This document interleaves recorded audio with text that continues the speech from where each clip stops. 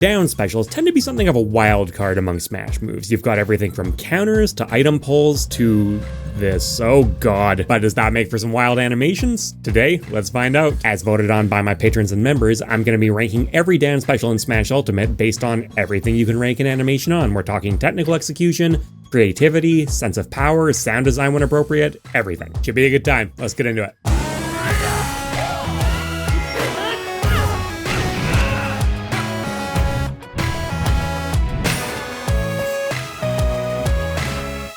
Speaking of looking at video games in fine detail, there's no better time to introduce the Ugreen 9-in-1 USB-C docking station. This video's sponsor and the perfect way to play portable consoles like your Steam Deck, ROG Ally, and Legion Go in up to 4K 60fps or 1080p 240fps right on your TV. Don't just take my word for it though, look at those Amazon reviews. This is the real deal. Using the docking station couldn't be easier. Plug in your console, plug in your TV, and go. Of course, with all those ports available, you can do more if you want. For example, you can plug in a charging cable to keep your console good to go while you play with quick power delivery up to 100 watts. No downtime required. It also supports peripherals, Ethernet, and even external hard drives with fast transmission up to 10 gigabits per second, making it easy to turn your iPad, say, or Surface Pro into a full-on battle station. That's also a great use case to take advantage of its sleek,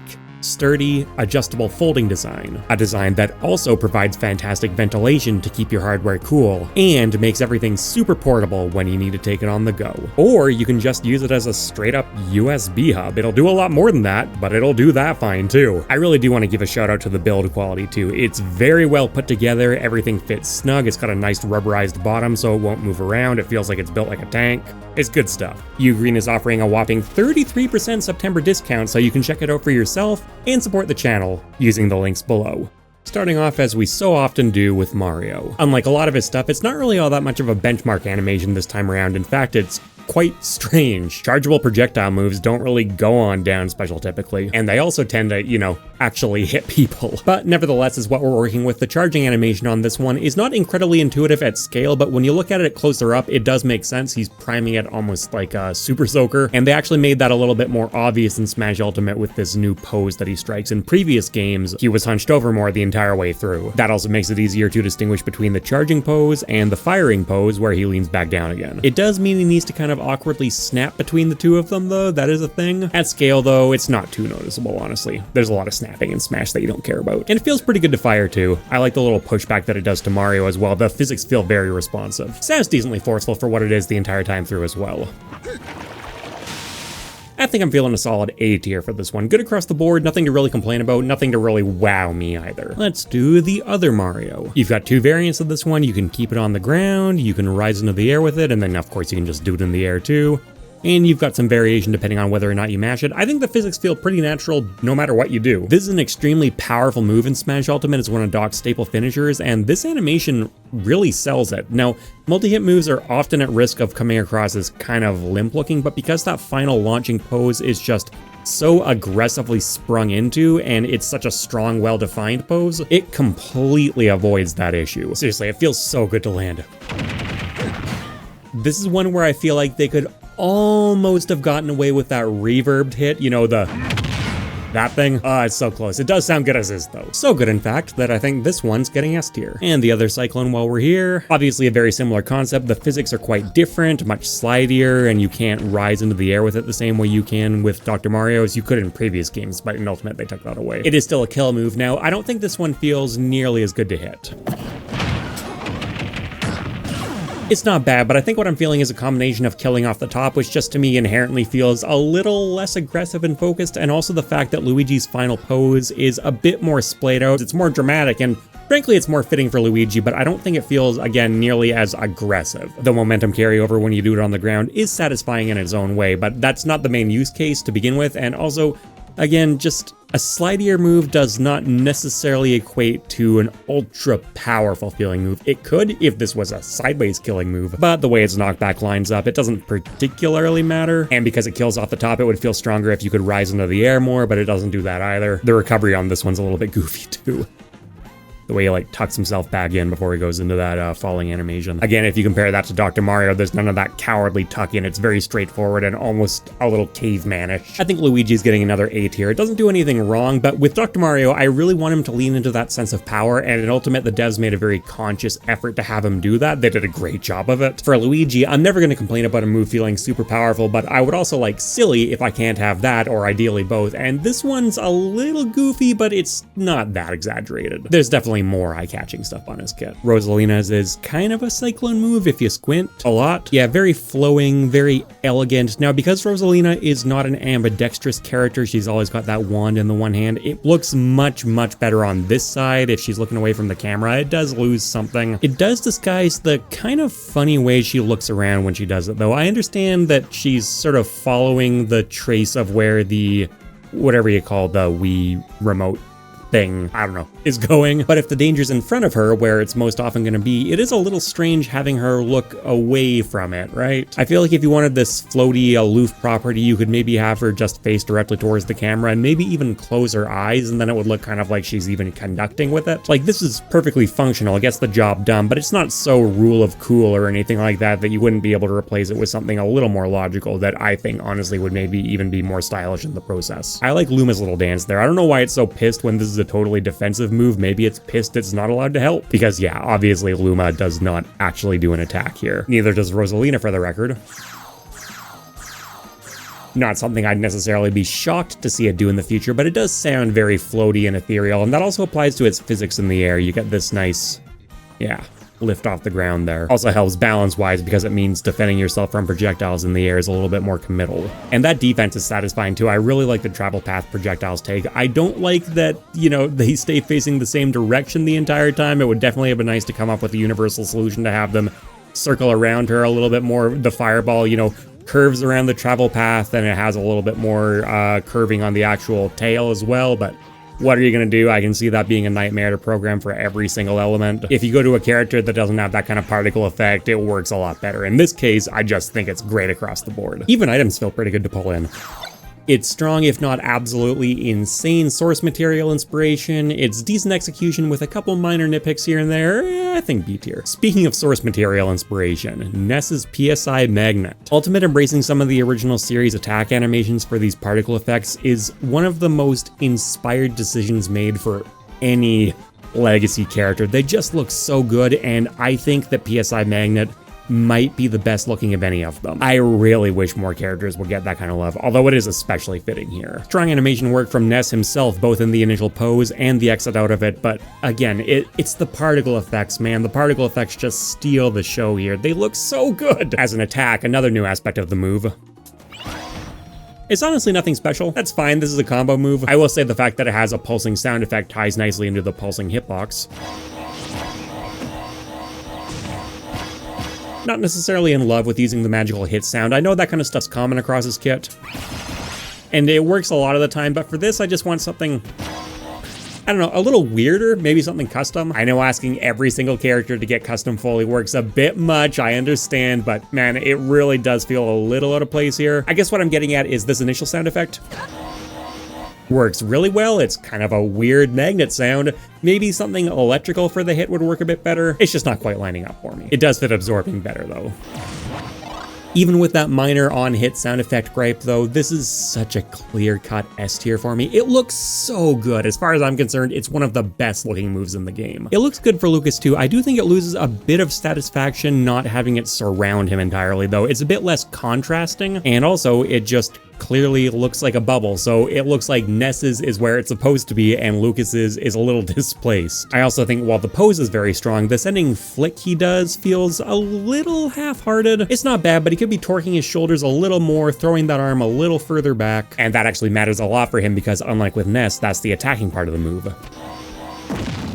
Definitely gave him a nicer sound effect though. I'm not saying that one would necessarily fit for Ness, but It sounds good. The way both of them can drift into it does feel very natural and smooth, though. I'm gonna say even more so for Lucas, though. In that case, that more forward pose, it's one context where I do prefer the displacement. It doesn't really change my opinion about overall this feeling like a modified version of the real move, though, which based on their history, Ness coming first, Lucas being a semi-clone, does make sense. I'm kind of stuck between S and A tier on this one, but because the attacking portion is given more attention than Ness's, and I don't think it quite sticks the landing, I think it drops it down. It's like a high A, low S. Let's do a couple of these basic item pull moves. I wonder if there's going to be anything interesting here. We've got all the Links, of course, and Peach and Daisy are pretty basic too. Link's been pulling bombs since the Smash 64 days. In Ultimate, it's interesting that they made the remote bomb start off above his head. One smooth motion here, and yeah, unlike what he used to do and the other Links still do, he doesn't pull it out of his inventory, it just spawns above him, which is actually accurate to Breath of the Wild. That's why they made that change. They certainly didn't need to do that. It's a nice bit of attention to detail. And you'd think that would be pretty inconsequential considering he instantly just brings it back down to his belt level as soon as he starts running, and he throws it like normal, except we're not looking at throw animations here. That's not part of this. For bomb recovery specifically, though, that initial placement actually makes a pretty big difference to how you have to execute them. You have to position them around the bomb a little bit more carefully. I have no idea if that was an intentional balancing factor. It probably wasn't, but it matters anyways. The new particle and sound effects are another nice bit of attention to detail. One thing I hate about that particle effect, though, is that it lies to you. It's a little bit bigger than the hitbox is, and there wasn't really a reason to do that. It's not even that inaccurate, and it's just like, come on, how often do you have the opportunity to perfectly line up a spherical hitbox and a spherical particle effect? Just shrink it down a little, it's not that big a deal. I know it's nitpicky, but it does bug me, and to be fair, it does also have some minor gameplay implications. So for young Link, who's holding down the fort from the melee template more, we're back to much more traditional bomb pulls, and it's well executed. Nothing super fancy, but I like the way he smoothly puts the shield onto his back and grabs the bomb in one motion. Nothing particularly fancy going on with really any of this. It's the most generic looking bomb out of any of them. Ocarina of Time inspired. It's a generic explosion effect. Generic, but nice sound effects. It's a multi-hit, which I guess is a little distinctive, but in practice you can barely even tell. This is just a perfectly functional move. See, I guess the style was saved for Toon Link because he gets the actual Wind Waker particle effects, and they look so good. I mean, come on, you're pulling from the Wind Waker. You'd have to work hard not to make it look good. Still generic sound effects, though. I guess that was a little much to ask. And yeah, same premise for the spawning animation. I think the actual snap is a little bit smoother for Young Link, but when you do it at full scale and speed, you're never going to be able to tell. Peach definitely has one of the more distinctive spawning animations. She plucks those vegetables directly out of the ground, which is extremely faithful to the source material. In fact, they take that so seriously that she can't even pluck a vegetable in midair, which is very strange. Usually there would be at least like a little bit of a whiff animation. Is this the only special move in the game that can do literally nothing sometimes? I think it might be. For gameplay purposes, they can't have her sticking around too long to get the thing out. I think this feels like about the right amount of effort. It still comes across as snappy, but you can clearly tell that she is putting some work into it. That last little lift off is very nice. You know, they could just have her pluck it out of the ground, but she actually puts in so much force that it gets away from her for a moment, and I like that little celebratory expression too. She's always happy with what she's pulled. These are a ton of fun to use too, almost entirely because of the impact sound of the turn-ups. I know it's a generic sound effect, but man is it put to good use here. And yes, it applies to Stitch Face. That was fun to test. So much fun. So, anyone surprised that Daisy is disappointing? Anyone? Couldn't even have this plucking animation do a little bit more of like a fist pump or something? Anything. So F tier for her. Yes, if this is your first time seeing the series, that is how it works. Peach gets A tier. Some nice detail on that one. Adult Link, I think, is going to join her. Young Link, I guess, C tier, which feels a little funny. Most of the time I put stuff here that I'm trying to penalize in some way. There's nothing wrong with it, but like, come on, what am I supposed to be excited by here? And then for Toon Link, the answer to that question is Wind Waker particle effects, which just lets us slip into B. While we're looking at clones, let's do Pikachu and Pichu's Thunder. So the particle effect work on this one is fantastic, whether we're talking about the actual Thunderbolt itself, or we're talking about when it actually hits Pikachu. I love that burst into gold and black. That looks incredible. Pikachu's gesture when he's calling Thunder down is fine. It makes sense to gesture up to the sky. I like the way that his cheek pouches flash there. That's a common property among all his electrical attacks. Not super into how his body moves when Thunder hits him though, because the thing is, this is a super powerful move and it doesn't really sell it that well. I guess the premise behind it could be argued that Pikachu's acting as a conduit and spinning to spread the electricity around more, but I'm just not really buying it. It looks weak. Part of me also wants to say that gesturing pose could be a bit snappier, but I'm mixed on that because on the one hand, you really want to distinguish that this part here that Pikachu himself is doing has no hitbox, right? So that's pretty hard to mistake for an attack. On the other hand, though, this is actually an extremely fast attack to begin. It starts up essentially as soon as you do the input. You can use it as a combo breaker, and this doesn't really communicate that. I'm honestly not really sure what the answer is to that. What I am sure about is that I love this thundercloud that spawns up top, and it's a nice targeting visual that will actually lead into the main hit. It helps that Pikachu and Pichu actually freeze in a pose if they land the hit, which makes it way more obvious that they're just being the conduit for the electricity. But in any context, I still prefer Pichu's. It's just a more aggressive spin. It looks like he means business. The summoning animation is also much more aggressive, and this makes sense for Pichu because think about it. He's preparing to get hurt pretty badly here. 4.2% damage, that's nothing to scoff at. He needs to hype himself up a little bit, and also he's just a less refined character in general. He's a baby. If we go back to Pikachu for a moment, even if you can argue it's still fairly in character for him, it just doesn't hit the same. The pose is less spread out that he strikes. He's less concerned about actually bringing the thunder down. I'm going with the little guy, which means Pichu's going up in S tier, and Pikachu does still get A. I just love those particle effects so much. Another fan favorite Pokemon move. We've got the rest. What do you want me to say about this move? Like, of course it doesn't actually look strong. I can't judge it on that standard at all. It does get a little particle effect here to indicate that she is in fact doing an attack that's not even something it used to do, but beyond that, it's not an attacking animation, it's a sleeping animation. I'm just putting in an S tier so you don't yell at me. Okay, for real, this one just breaks the rules for a tier list like this. I don't know what to do with it, come on. I will say, as someone who generally likes Smash characters to reflect their source material as much as possible, I shouldn't like this as an attack. In a lot of contexts, I wouldn't. Rest, again, just has to break the rules, though. I wouldn't hate Jigglypuff losing it, I really wouldn't. It would allow her combo game, for example, to be extended quite a bit. But I also know that even if it is an obstacle to her design, and even if it is not canonically faithful, and even if it is super new player unfriendly, when I first started playing, it probably took me a good year to learn this was a real attack instead of just a joke move. I know a lot of people would still be seriously upset if this ever left.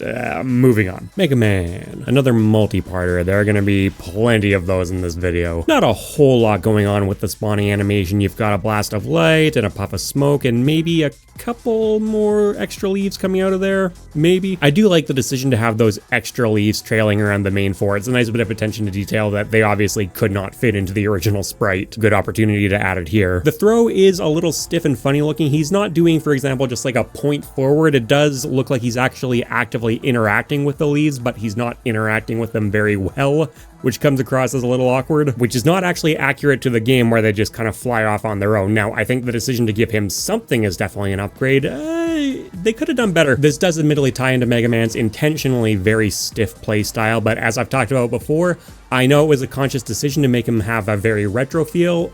I personally don't really like it. It wasn't done carelessly, and it clearly had a lot of love behind it, but yeah, I don't know. Personally, in a game full of retro characters that don't get this kind of treatment, doing it just for Mega Man does feel a little funny. Yeah, you know, those retro characters often get cool touches here and there, sound design, particle effects, that kind of thing, but outside of a few examples which are obviously being very heavily stylized, their core approaches are still more modern, you know? Their animations make sense. They're not doing, for example, one throw animation for an omnidirectional projectile because it's quote-unquote source accurate. And the thing is, Mega Man himself has been more modernized than some of those characters. So a lot of the time he just ends up feeling a bit out of place to me, and not in an endearing way like some characters get. The sound design's fun though.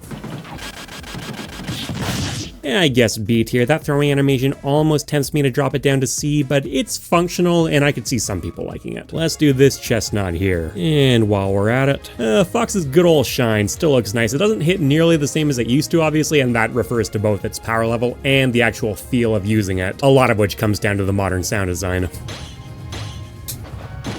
I can't give you a reason why the old sound design is almost universally considered to be better as one of those intangible things, but my god, it's got so much more style to it, even though it's just the item pickup sound with reverb. The particle effect still looks fantastic though, so simple but so effective. So effective that it's now the universal symbol for a reflector, so you've got a shine within a shine, and that of course applies to Falco's as well. This one actually has more flair to it than Fox's nowadays, I would say. I still find that kick maybe a little half-hearted. Like, this move starts up extremely fast. It reflects on frame 1, so there's really not a lot of time to get things moving, but I don't know. He is kicking it, but it starts up so fast that the kick and the shine launch almost look like two separate actions that just happen to be taking place at the same time. You know what I think it would really fix it? All they would need to do is have the particle effect not obscure his leg in those first couple of frames. I think that would make an enormous difference. It's a very, very weak attack, which is fine. It's still fun to hit people with because it just feels so annoying to do to them, but I don't think it necessarily matches that heavy electrical sound effect too well. That said, generally speaking, when you make something sound bigger and chunkier than it actually is, that's the direction I like things to go more than vice versa. And then we have Wolf, and this particle effect, I think, in a vacuum is by far the least interesting. It's just kind of a generic force field, but in the context of who Wolf is, it is a little bit interesting just because it's so distinct from Fox and Falco. Kind of starts up a little more circular around him. I actually like what he does with his claw there, the way he brings it into position. I don't think Fox or Falco necessarily have brilliant posing, but this one at least he keeps his other claw at the ready, and it feels maybe a bit more feral, not by much. Honestly, I think they could lean into that more. But to be fair, in Ultimate, they did move Wolf a bit away from that style in general. Not totally, though. He's still got this claw motif. Fox and Falco don't get anything like that. I think out of the three, this is actually my favorite to hit with an Ultimate. It's still not very strong, it's a combo move, but it does feel like you're doing something. So now I find myself wondering what to do with Fox's Shine, because here's the thing. As a legacy move, it's obviously incredibly iconic, but how much of that comes down to the animation and how much of it comes down to being a frame 1 attack in Melee, you know, with invincibility and jump cancel options, wave shining, edge guarding, all that good stuff. Truly one of the strongest moves ever put in the series. And you know what? I think some of its icon status does actually come down to the animation anyways. When I first started playing Melee, I didn't even know it was an attack. I thought it was just a reflector, and it was still cool. They could have gone with a more generic force field like Wolf gets right off the bat. This was somewhat loosely inspired by Star Fox, but it's not directly pulled from it. And yet they went with the blue hexagon, and that hexagon has turned out to be an incredibly effective bit of visual design. And that part's still in great shape here, so I think it goes up into S tier actually. If it had the Melee sound effect, it'd be S+, but what are you gonna do? Falco, I think I'm going A tier because I really do appreciate the effort to substantially differentiate it from Fox's, but I've always had just a couple minor issues with the execution. And then Wolf B tier. This one's honestly pretty disposable. If they'd gotten rid of it for Ultimate and given him, say, a claw command grab or something like that, I'd honestly be into it. Let's do Wii Fit Trainer's Deep Breathing. Nice clean concept on this one, nothing fancy, but I like her animation work. It's much easier to see in slow motion here. They actually managed to stretch out the timing so that it does work well either way. Those initial particle effects outside of the healing one here are very reminiscent of Wii Fit, obviously. And then she just gets this little aura around her. It's not especially well defined. I don't think it's too weak either. You can generally tell whether or not she has deep breathing active. You know, maybe on an 8-player stage with a whole bunch of items and, you know, visual noise and stuff like that.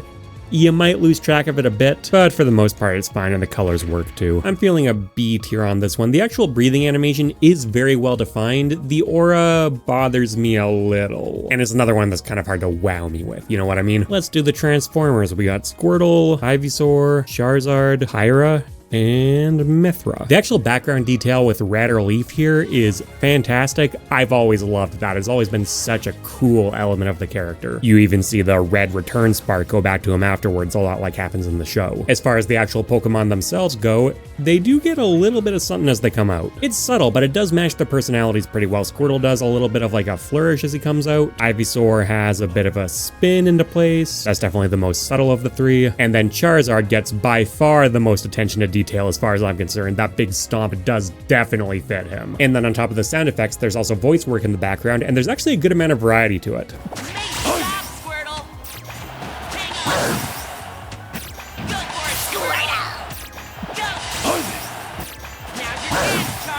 And the vocal performance is also obviously great on both characters. I will say for Leaf, it's a little more obvious to me when they're stitching her phrases together. Yeah, not really the kind of thing they had to worry about with a duo character so much. Still some decent variety here, though. Let me at it. Right here. You're done. Oh, you got it. they actually get distinctive flourishes when they come in and out. That's because they initially actually rotate different directions. You can see that Pyra goes one way and then Mythra goes back that way. And that allows them to do completely different spins in too. And then they get their own flame and light particle effects respectively. It's nothing super fancy, but again, they didn't need to do that. It's a little bit more work for the character, which I can appreciate. You know what? I wasn't really expecting to do this going in, but I think these are actually gonna get S tiers across the board. For such simple moves, they're incredibly well done. Okay, how about the characters that would have joined them in another life? There's a lot going on with Zelda. She gets to spawn the Phantom in multiple stages, and they're all individually animated quite well. Starting with Zelda herself, I love this more playful pose as she's spawning the Phantom. It makes so much sense both in terms of the personality she was given for this Smash game and what she's actually doing. You know, it's a more withdrawn defensive pose that still looks kind of mystical. Nice particle work with that purple fire too. It actually is a bit out of place on Zelda, except that the Phantom has sinister origins, so sure, I guess the Ganondorf-esque evil particle effect does fit in. And then she's got the summon animation, which is that nice classic point forward, very forceful. This is how you make a summoner character still hit hard. Yeah, that is really well done. Look at how defined that pose is, even if there's not actually a Phantom in play. It still looks like she's trying to hit you. But of course, most of the time there is a Phantom in play. Even this first stage here is still snappy feeling. Second stage where we get to the punch, that one ironically actually feels a bit less forceful to me than the kick. There's like a very driving feel to it, which is nice, but I wish the actual arm, you know, hit forward more instead of just being driven by the overall momentum, because the kick actually actively kicks. It's got more of a spring motion to it. Third stage is this headless swing. I really like that overhead swing. That's got some nice force behind it too. Drags along the ground just a little bit as it's hitting. There's just too much momentum to contain, but it doesn't rely on that momentum to generate the force. The sword is actually its own self-contained source of power. I like that. And then you've got the final Phantom, which is where Zelda can move freely. And then you've got this upward swing, and the problem with upward swings is always going to be that you're having gravity work against you instead of with you, so this doesn't actually feel nearly as strong. I mean, gameplay-wise, it's still definitely the strongest. Its coverage is absolutely incredible, and it hits quite hard, so it's not like it feels weak in practice. Oh yeah, I forgot she's actually got yet another stage, this horizontal sword slash with very specific timing to get it. I would still leave this one exactly where it is. It's just an overall less dramatic swing, but if you were to swap this one out with the partially charged overhead swing, like, I'm not saying it's a mandatory thing to do by any means, but I don't think people would necessarily question it either, and it always feels good to hit even at low power levels. Like, obviously that one's not blowing the roof off, but what are you expecting? It just started, and it still connects in a satisfying way. You've got this guy. Again, probably my least favorite. That light punch sound doesn't really match the armored fist super well. Third stage. We've got the heavier blade sound coming in, and it never goes away.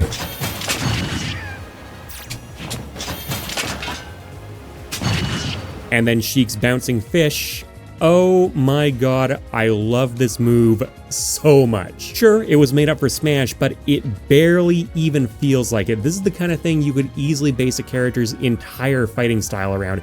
It's so fluid, it's so smooth. The particle work is great. You've got some subtle water stuff going on that still gets partially obscured behind those colorful trails, which are still the star of the show. So it's got a water theme, but it's not an overly strong water theme because Sheik at the end of the day isn't really a water-coded character, unless you count teaching some water area travel spells and stuff like that, which I doubt they're doing considering she doesn't use other elements in her moveset the same way. By the way, she should definitely use other elements in her moveset the same way. Stuff like this and this do not count for the record. I want the full-on Bolero fire. Come on, Hyrule Warriors had the right idea. Until that day comes though, this is the move holding down the fort. And it's easiest S tier of my life. Yeah, I do have a couple gripes with the Phantom stuff, but Zelda herself is handled fantastically, and most of the Phantom work is still great, and there's so much Phantom work that I think both iterations of her get S tier. Ridley's Skewer. So this is one of those big, wildly impractical moves on a fan favorite character that people have desperately requested get into Smash for a good decade plus. And you know what? I don't think this one's really entered the Smash zeitgeist in the way I would have expected. Like, sure, it's a hype move, obviously, but it's no Falcon Punch, and I think a lot of that comes down to it just being a bit too neat, for lack of a better word. Yeah, you get the blue screen, and yeah, it's a strongly defined pose where he hits you with his tail, but Ridley does a lot of stuff where he hits you with his tail. They don't screw that tail force up in the same way they do with his forward air, for example, a move that to this day I think just looks horrendous. It's handled much more gracefully here, but maybe even almost a little too gracefully. The main thing it needed in my eyes, honestly, was just a better set of particle effects. Maybe they thought the blue screen was going to carry it. This is a new ultimate character after all, so they could design with that in mind. But I'm actually not 100% sure it does, and the crumple is satisfying, but it's not nearly as satisfying as just completely borking your opponent instantly. And I know it's not necessarily fair to make that comparison, and he's doing a good job of it in his own right. I love how strongly he pushes off with that back leg and how he anchors himself with that one hand on the ground first. There's a great snappiness to it, a strong silhouette, but I still find myself having to compare it to the Falcon Punch because it so obviously wants to be that kind of move. And it's still just not competing all that well against the 20-year-old original. Now, if there was one move in the entire Smash series that desperately wants a blood splatter particle effect, it's this one. I don't really go there often. Plenty of characters from very violent series come into Smash and are toned down, and it works just fine, and I think it fits great. I've never complained. They could even just imply it by making those particle effects red instead of purple. I think that would be enough. Skewer is getting A tier. Now, I know some people are going to want S tier for it, but the way I see things, this is a move that is trying to be impressive. That doesn't automatically make it impressive. It's declared its intentions, it's declared what kind of bracket of move it wants to fit into, so then my question is, how well does it live up to that? And the execution on it is good, it's technically very well done, but the concept behind it is not particularly insane. I don't think they really did all that much to elevate it above that concept. It's an A tier. Now, let's look at the other move trying to get into that bracket. And right away, Byleth's Amir, I would say, is coming in with more pure intentions than the Skewer. This one actually has some clear motivation behind it. Okay, Byleth's whole thing is downward angled moves use the axe, and this is his special move, so it should be the axiest move. In the same way that this is the lanciest move. This is the bowiest move. And the axe is defined by one thing. Power. And everything from the initial wind up to the swing where he has to put it a bit more over his shoulder to the follow through where he's actually lifted up off the ground, that screams power. And if you do it on the ground, he actually sticks it all the way in and cracks the earth. And it's great they took that into account when designing the hitboxes. This actually has a shockwave on it. It's far from the only move to get that treatment, but it does absolutely make sense here, and I do give it a bit of a bonus for that. It's got a pivot animation on it. That one's a little bit video gamey, honestly. He doesn't really do a step, he just kind of swings around, but oh well, at full gameplay speed and scale, not that big a deal. Great particle work, great animation work. This is still not the new Falcon Punch, partially because Byleth is a fraction as popular a character, and also because I think the fact that they're tryharding a little bit more with it, you know, he can pivot, he can drop through platforms, it's got armor on it. That all makes it a bit less appealing than just the raw freak of a move. But animation-wise, they absolutely understood the assignment. Cloud's Limit Charge. See, this is how I like to see a retro touch applied to characters. They definitely could have modernized that display, but they chose not to. Still, it doesn't really affect things too much. That's not even something he can actually do in Final Fantasy VII. The one bit of retro stiffness that did definitely slip in there, though, was the posing. Why is he literally just not moving at all? That's cheating. Come on, the guy's charging his soul up or whatever. I don't know, I don't play Final Fantasy. Put your back into it a bit. Nice retro sound design too, and there's actually, I think, a bit of layering going on that it morphs between as it charges up.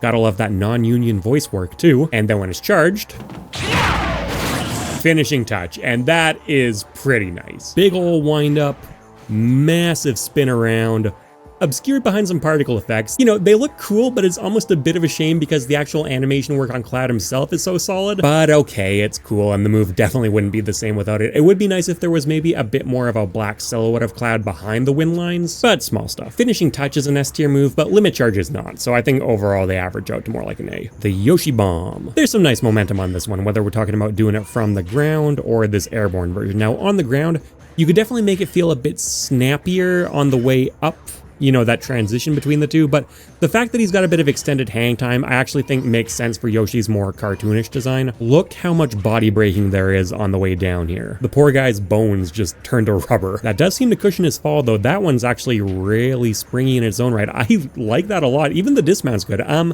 You know what? Hold up. Okay, so it's very good right up until here. Yeah, the way he catches himself on his hands does not feel very weighty. You don't notice it too well at full gameplay scale and speed, but you don't not notice that it does look a little awkward and floppy right at the last moment. That's a shame. They were so close to sticking the landing, literally. Feels good to hit with too. His voice adds a lot to it. A tier. What about the Bowser Bomb? So this one also feels good to hit with. I love the Earth Shake. I will say the fact that there is a scooping head hitbox on this does not necessarily come across super well in the animation. Okay, let me rephrase. If you hit them with it and get that hit pause, then it's kind of obvious what he's done. But when you're just like jumping around doing it, that could be a little more standout. The extra broad profile that he strikes does look very dangerous. For Yoshi, they had him tuck himself way in to turn into more of a torpedo. Bowser's not really the torpedo type so much. That approach wouldn't work, so they just didn't do it. Or, you know, they were just taking their cue from the Mario games who came up with it first. Either way, it works here. The fall also feels very dangerous. In a previous episode, I complained a lot about how limp and floaty and just overall really bad his down air feels. That is not a problem for the Bowser Bomb, and I'm so happy they finally made it spike for Ultimate. If only it didn't have that head scoop problem. I know they did add a bit of a motion smear particle effect to try and help define it more, but it's just not quite there. So I somewhat reluctantly have to drop it down to another A tier. I almost want to brush past that, but it's a pretty fundamental function of the attack that's not communicated super clearly. That's a problem. What about the other Bowser's other bomb? You know, I only just realized that as I was recording the clip. Like, is this supposed to be a different take on the Bowser Bomb? If so, that's kind of great. So starting with Bowser Jr. himself, that clown cart has a lot of different points of interaction, and I think that trapdoor is one of the more smoothly handled ones. I love the way he props himself up on the propeller. I love the little retractable section. The retractable section actually jiggles a bit on the ground. It's either got its own physics or that's just a hard-coded animation.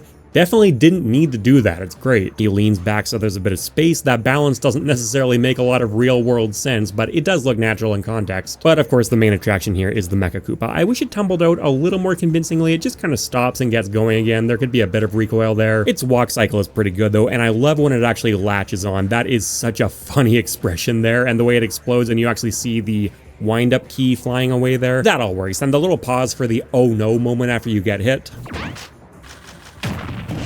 That is perfectly timed. That's an A tier, just like his dad. Mewtwo's Disable. Ultimate took this from an attack that I've always found very, you know, unsatisfying and nondescript and kind of lame to throw out, to now being one of maybe my favorite down specials to use. Turning the psychic damage into a chunkier, more like physical projectile feeling thing was such a good call. It just feels so much better to use.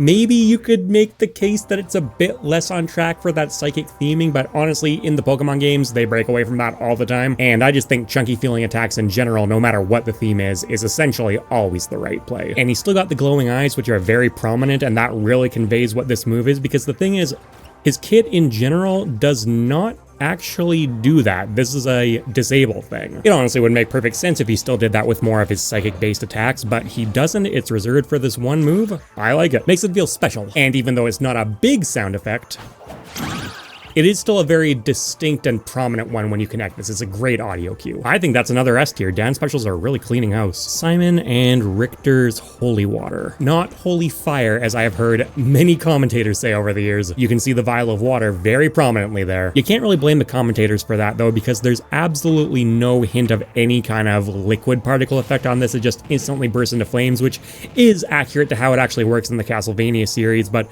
maybe it would have been nice to add just a little splash effect right at the start to indicate what this is doing, bursting into flames as a combustible. You can make that case either way though. I love the throwing animation on this. This is another retro character who I think got handled right. He's still got, you know, that classic Belmont strut, which was originated on 8-bit hardware and would probably look a little bit weird if it didn't start out that way, but it's just an accepted part of the character.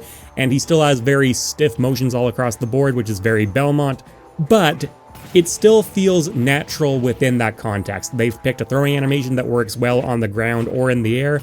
I think it works a little bit better on the ground, but either way, you don't really question it. Still the same great hip motion either way, though. It really looks like he's putting his body into it. I wish the glass was mixed a bit more prominently into the sound design.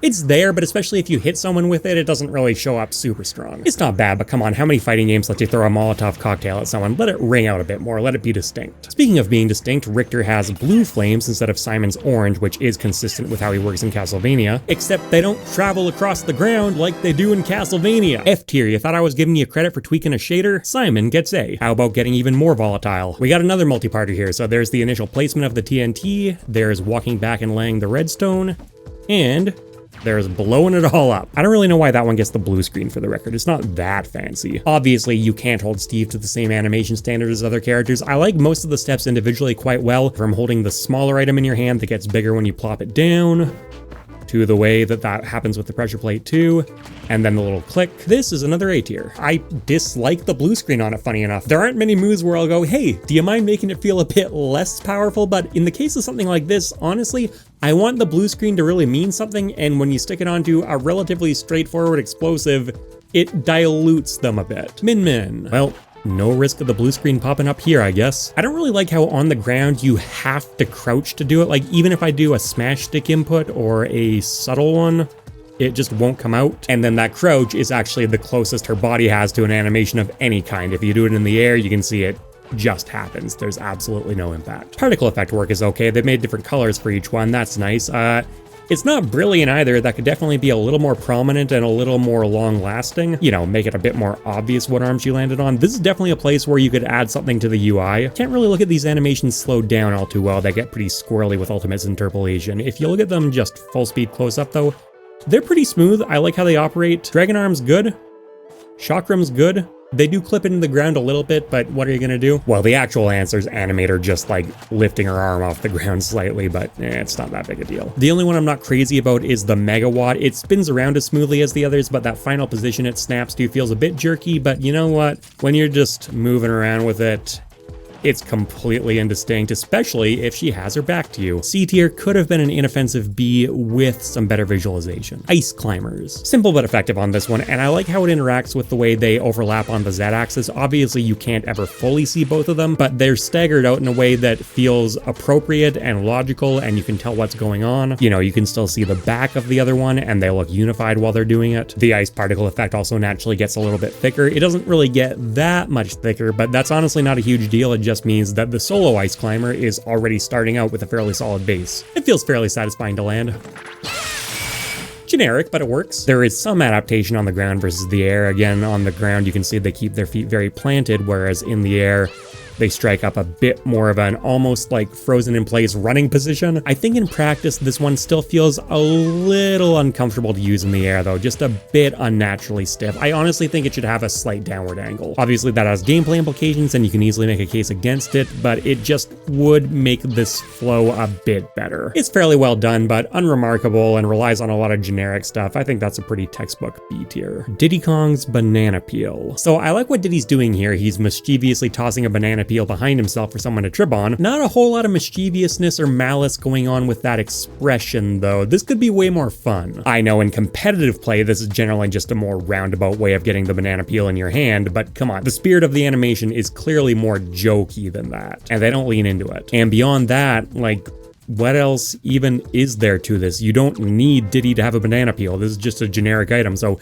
that expression was their main chance to add a bit of individuality to this, and they kind of worked it. They're perfectly okay with him being an annoying brat, way more so than he's actually currently portrayed in Donkey Kong, so I don't know why they didn't lean into that motif way more with the most mischievous move he has. C tier. Okay, well how about the leader of the bunch? See, this one I can buy more. On the ground, it feels incredibly forceful, which is exactly what you want from a heavyweight, and even in the air, that's still got a good amount of slap behind it. Proper facial expression on it. This time he looks pissed while still being a little bit goofy. It fits DK super well. I never actually noticed how much he gets his back feet into the rhythm too. He's almost dancing a little bit while he's doing it. I love that. Does he do that in the air? No, the legs are more free swinging there, but it does work again. This might be fun to have more of a musical element to it. You know, maybe some faint bongo noises or something. That's not really how it works in Donkey Kong Country, but it would be a nice touch. Still fun to hit people with, though. And that does apply to the air version, too. If it was just a lighter slap 2 times, I wouldn't like it as much, but the fact that it's a 1-2 ending on a heavier, more emphatic slap sound really does sell it for me. It's another S tier. Kazuya. This is Heaven's Door, and in classic Tekken fashion, it feels very stiff. It doesn't feel weak, he sells the action, but yeah, the action that he's selling is a little funky looking, like so many of Kazuya's moves. Okay, so look, he's got his left foot forward, now he doesn't. And like, why though? His right foot still ends up being the one he kicks off of. That's just so extra. Often I mean that as a compliment. This time around, I'm not so sure. It does allow the move to have more of an arc to it, but he still just kind of terminates that arc right as he reaches the profile position. He could have just done a big hip twist and the end result would have been about the same. It's not like he tosses that left knee way up into the air or anything. Tekken animations. Yes, a lot of them are like that at home too, and I'm never quite sure what to do about it during this series. The actual throw feels very forceful. And I like that he doesn't shift into his devil form unless the move actually connects. Okay, as I was trying to show, in some moves that just always happens, but for a command grab, it makes sense to hold off on the real payoff unless you actually land it. The unique Tekken-esque camera zoom he gets for his throws is present here too. Now for this one, it's really helpful if you're throwing them forward. In that case, I think it adds a lot to the forcefulness. If you travel backwards with it though, I actually find it kind of disorienting and it robs a lot of momentum when it triggers, because no, it does not always trigger. That's been fun during this segment. At least I can show the actual travel path better. That is actually really satisfying. Floaty, but not too floaty on the way up. You hover in place for a moment to really sell the impact and then plunge. You get some unique sound effects too. I'd call it S tier, except I find the whiff animation just a little too goofy looking even for Tekken, so it's an A. And from that to about the least goofy thing possible, Snake just goes ahead and drops an actual, literal, real-world explosive on the ground to blow up. More variants to this than you might think. He's got an air one where he chucks it down.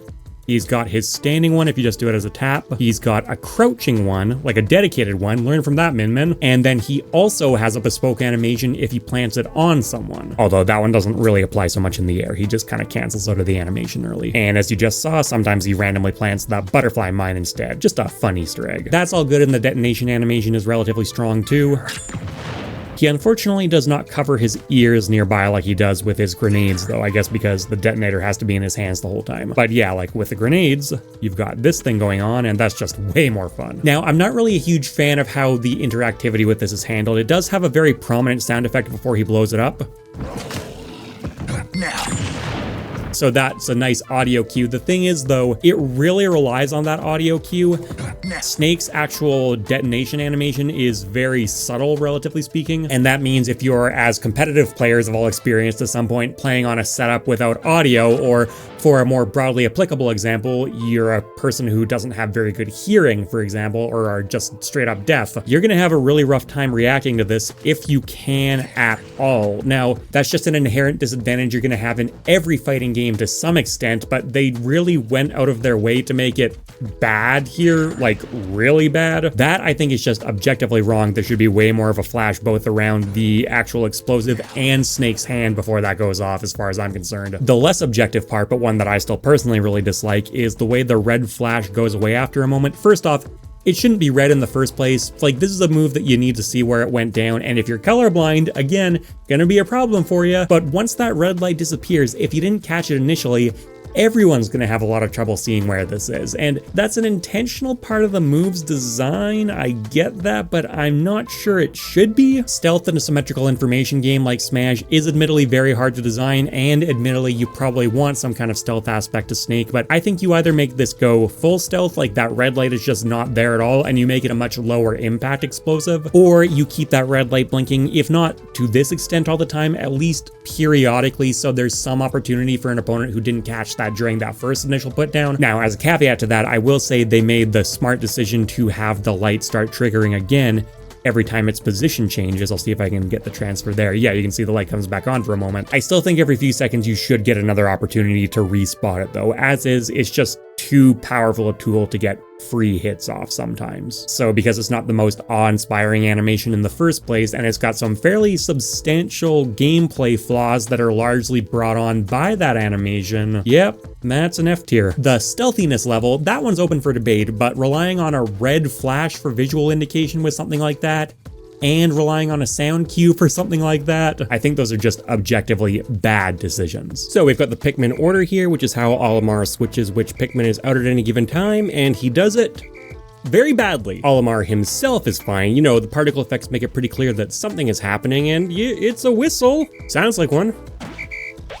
But why is this particle effect not flashing a different color to indicate which Pikmin he switched to? Why is there nothing on the UI again? Not on my watch, bucko. Hopefully something a little more fan favorite here. The good old stone, which has a whole bunch of different variants to it besides the stone, which I like. The weird, what do you call it, chest from Breath of the Wild that they implemented in Ultimate. I don't quite get that one, honestly. Like, you can definitely make the argument that some other ones would look funny too if they hadn't been there for so long, but I still think among that entire selection, it does look slightly out of place. The tiniest of details. What matters a lot more is I'm actually not the biggest fan of the physics on this. I understand there has to be more of a pause than there is in the actual Kirby games for the sake of balancing, but when you look at how incredibly snappy and satisfying it feels in his home series, some of that is definitely lost in the Smash interpretation. The sound design on it is nice.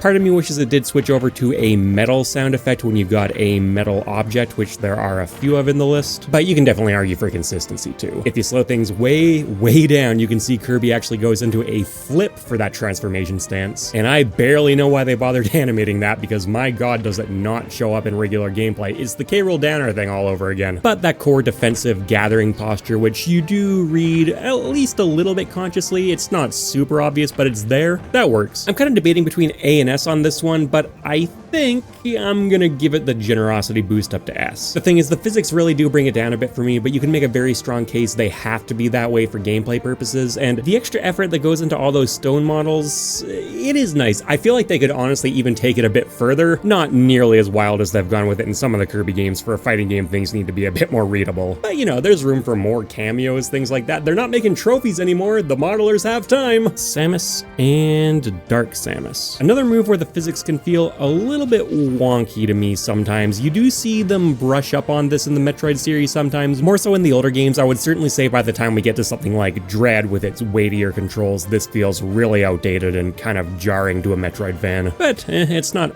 unjustifiable. Really no effort put towards giving her a cool transform animation into it. She just goes into a very generic tuck and then she's instantly in.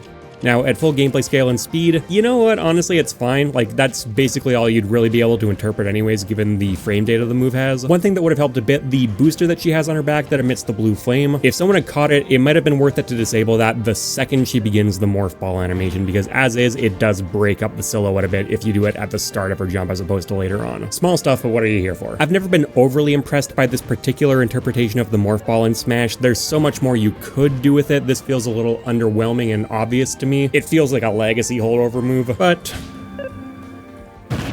they made it feel pretty decent to use. And then we get to Dark Samus, which never actually uses the Morph Ball bombs in Metroid, but it does use the Morph Ball. It doesn't look quite like this, but if you compare it to the official design, you can actually see they probably were going off that. Beyond that, and the fact that there's no booster to worry about because Dark Samus doesn't have a jump animation like that,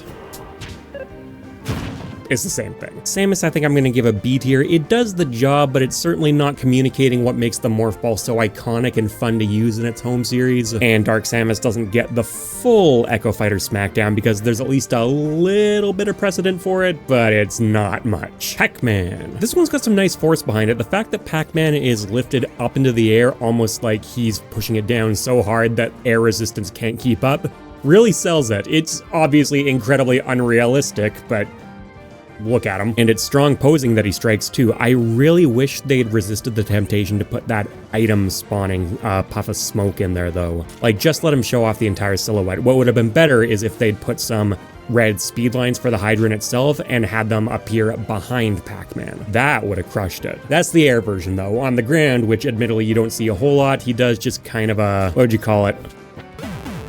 Nothing of a hop is the best term I can come up with. The hydrant itself feels quite strange with the way the water works, but that is emulating the original game. There's some custom sound design for the spawn-in.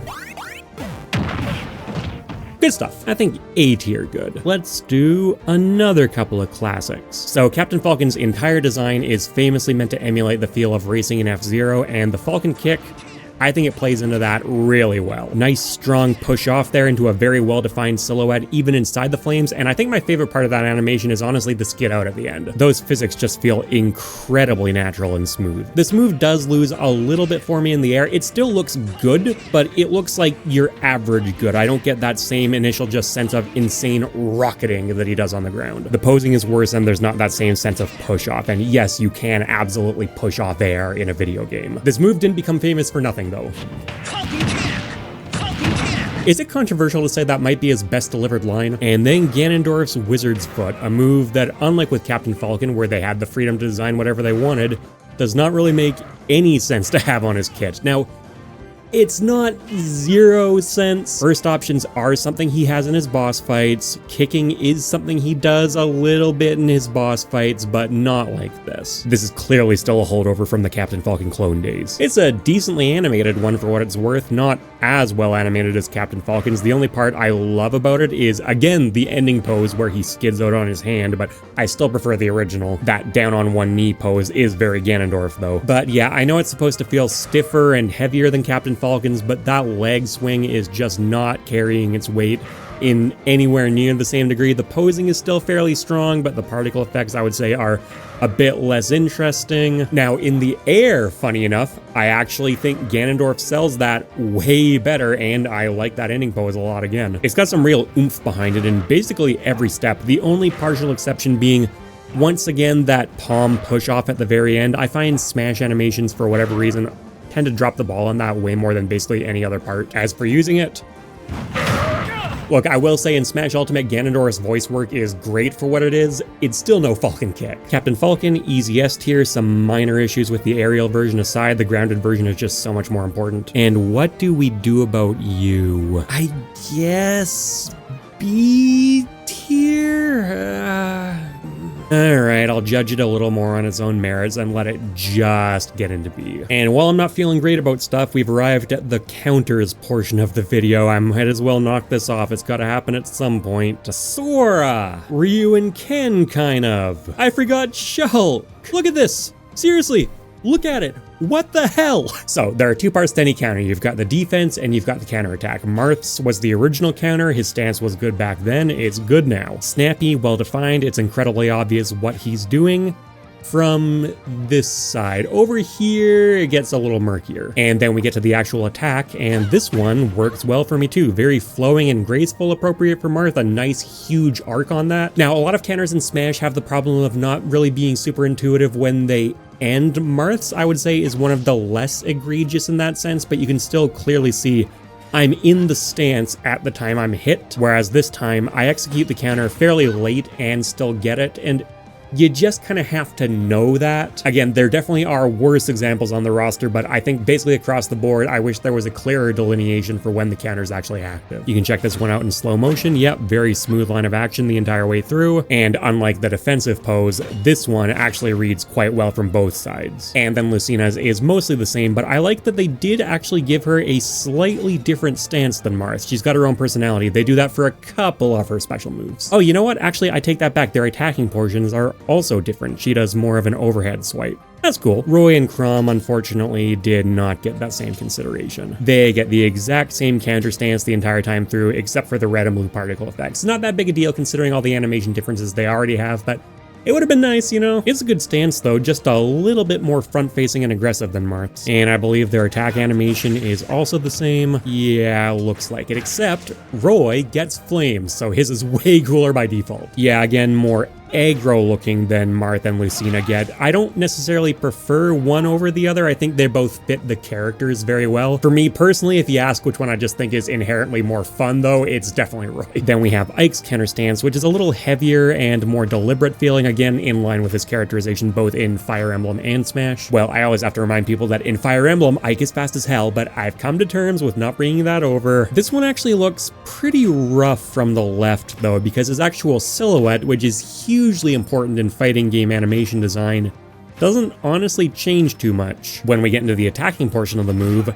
I do really like that, far more reminiscent of Roy than anyone else, not just because of the fire on the blade, although I am a sucker for blue fire on a sword, sue me, but also because it's got that much heavier overhead swing to it. On this side, it actually reads fairly well too, and you can also see much more clearly that he's actually maintaining that reverse grip he goes into for the counter stance. Not a technique Ike uses a whole lot in his kit. That's an interesting detail. And then we've got Corrin, and props to the team for doing something very different here. We've got the water dragon as opposed to all the fire dudes, and this pose is very unique. You definitely lose some of it among that tangled, ugly mess of a helmet though. In all honesty though, I've always found this animation a little weird. I get why they're doing it. They want something very distinctive and different, and the dragon does commit to that stomp down, but there's still something like one half step removed from just wailing on your opponent with a sword. This doesn't do quite the same for me, which is funny enough also how I feel about using the full-on dragon form in Fire Emblem Fates, so accurate. So Marth and Lucina I think both get A tier. Same with Chrom. Roy gets the flame sword bump up into S tier though. Ike's an A tier. And I guess I'll do the same for Corrin. I'm not a big fan of it, but that's a personal thing. It's well done. Then we've got little Max slip counter here, meant to emulate the feel of Punch Out. As far as I'm concerned, it does a terrible job at it. I think there should be something more movement oriented. If you insist on him having a counter, then I will admit the going out and then lunging back in approach does make the most sense of anything you could do, even if the premise does start to fall apart a bit in the air specifically. Even though Little Mac is unarmed, he's not an ambidextrous character because he's a boxer, so he always maintains orthodox stance. And I would say this counter actually does read fairly well from either side. You do lose the head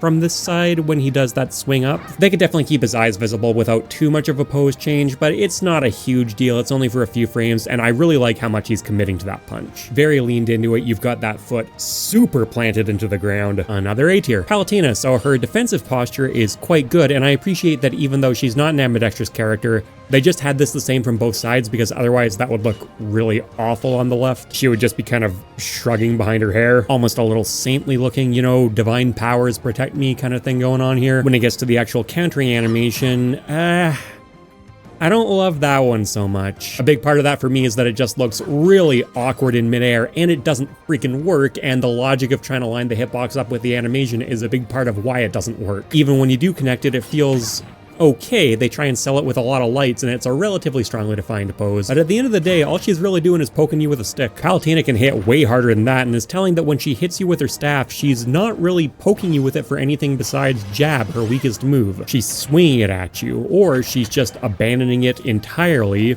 for wings and beams of heavenly light, that kind of thing. Where's all of that for her counter, which is supposed to be a heavy feeling move? I admit it's not the strongest feeling counter out there, partially because she also gets a reflector tacked onto it. That one's got its very own animation, and I think that one works a little better because you don't really need to look like you're putting a ton of force into reflecting projectiles. You can, but you don't have to. I think the more casual vibe here actually suits her quite well, and that applies to either side, although I will say it's a bit weaker on this side overall. It's still at least a strong silhouette, and the shield does a lot of carrying, but not my favorite. It's a B tier. The reflector as a standalone thing might honestly move it up to A. I actually like the context here more than in Smash 4, where it was also an unblockable move, so I feel like it should have had a bit more punch. But the actual core counter is still the most important part. See, King K. Rool is how you do that hybrid counter reflector thing as far as I'm concerned. Whether he's stopping a melee or projectile hit, he just takes it on his gut armor. That's such a cool touch, and it's only active on his gut, so they put a very clear flashing green glow on there to make sure you know where he's vulnerable and where he's not. And I think they are actually slightly different animations. If he uses it as a reflector, it's very fast and a bit less forceful, whereas if he blocks a physical hit, there's far more hit pause, and I think his belly descends more. You know what? Looking at it again, actually, maybe not. Maybe it's just a hit pause thing that's creating that illusion. Either way, it works, and it's definitely one of the funniest counters. And if you're coming into the 5th Smash game and still tacking this move onto characters, funny goes a long way. S tier. Incineroar, another newcomer who can block both physical and projectile attacks with it, and in his case, he doesn't even get armor to hide behind like King K. Rool does. He just straight up tanks it. What a champ. Oh god, he is fixing his belt. He is simply fixing his belt. I love the actual act of countering a melee attack with this too. There's barely any knockback. This can actually be a combo move sometimes, and it plays so perfectly well into the animation. It's just a little burst of flame, and more than that, him almost like flexing you off him. This is some of the more prominent, buffed up particle effects. They pervade his entire body beyond it just being an aura around him. I feel like there could be an aura as well with some more cinders and things like that to sell it a bit better, but generally speaking, he looks quite dangerous when he's got revenge online. It'll be pretty hard to lose that. And it's another S tier for me. Lucario's double team. It looks evasive and martial artsy, which fits him and fits the theme of the move. But come on, where's the double teaming? Well, the double teaming comes in if you actually land the hit. In that case, he does do that classic flicker. It's visible at full speed and scale, but it's definitely a lot more noticeable here. And you've got two variants depending on your input. You can do an attack from behind, which is that like really exaggerated kick in, or you can do an attack from the front, which is the same exaggerated kick in. Still cool there's an option, but it would have been nice if there was like the sneakier one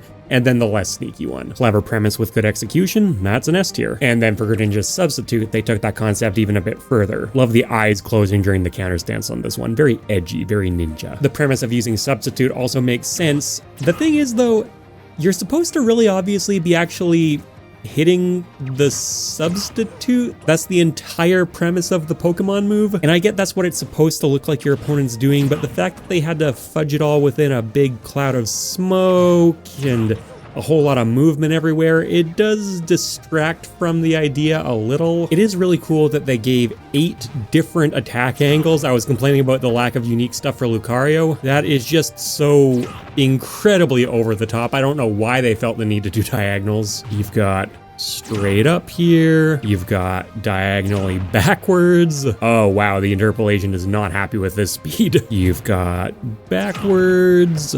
You've got diagonally down backwards. You've got down. You've got diagonally down. You've got forwards. All that effort and all that beautiful animation work put into making me not think about the Pokemon move they want me to be thinking about, so it's an A tier, sorry. Shulk has kind of an unusual counter stance, more winding up to do an attack or run or both, which does make sense. The premise of a localized time stop is probably about as good as you could get for an interpretation of being able to predict the future, and that's a really emphatic, dedicated swing, and he's another character who actually gets a choice of either direction, and I think both of them look really well done. Not a whole lot of sass on this one. I've been skipping past sound effects because, oh my god, there are just so many of these to get through, but come on, man, you just ran circles around them and you can't find the time to say something even kind of rude. Too nice for your own good. In any case, that's an S tier. See, Bayonetta's how you do rude time stop. So close.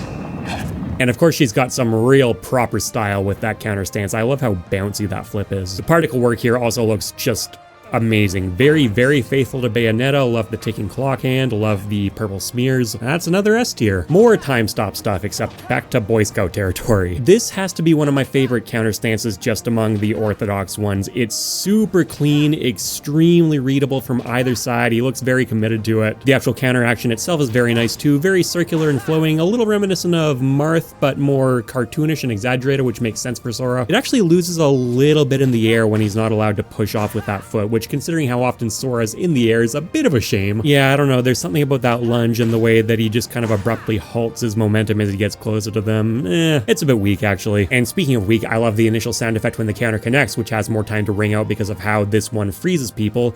But the actual hit is OG Kingdom Hearts sound effects, which means it sucks. That one's straddling the line between A and B tier for me. I'll give it A though. Sephiroth's Scintilla is actually pretty easy because whether he connects the attack or not, the animation is basically the same. And that's because this is the rare counter that can always be an attack. How much you really get out of this one, I think depends on the vibe you're looking for. I do like the animation, it's very smoothly done overall. This little like flick away that Sephiroth does to actually send the plates flying out, it feels in character for him. It could definitely feel more forceful if it was more of like a palm push. So again, do you like calm, cool, and collected, or do you like really aggressive? The fact that he's twisting his hips so much, he does basically a full 180-degree rotation, does help with that for sure. But the lines of action between what his body's doing and what the shields are doing are still a little off kilter. I'm not willing to call it a mistake or anything like that. Again, you can make a very sound argument that that's the way it should be. I just personally think I'd prefer a push. This is also a counter where you can actually just eat right through it with a big enough attack, and in that case he still looks calm and collected. There is a bit of recoil animation as he's pushed back, but he still looks like he's maintaining some amount of control, and in this instance I think that just works perfectly. And here's the one wing form if you were curious.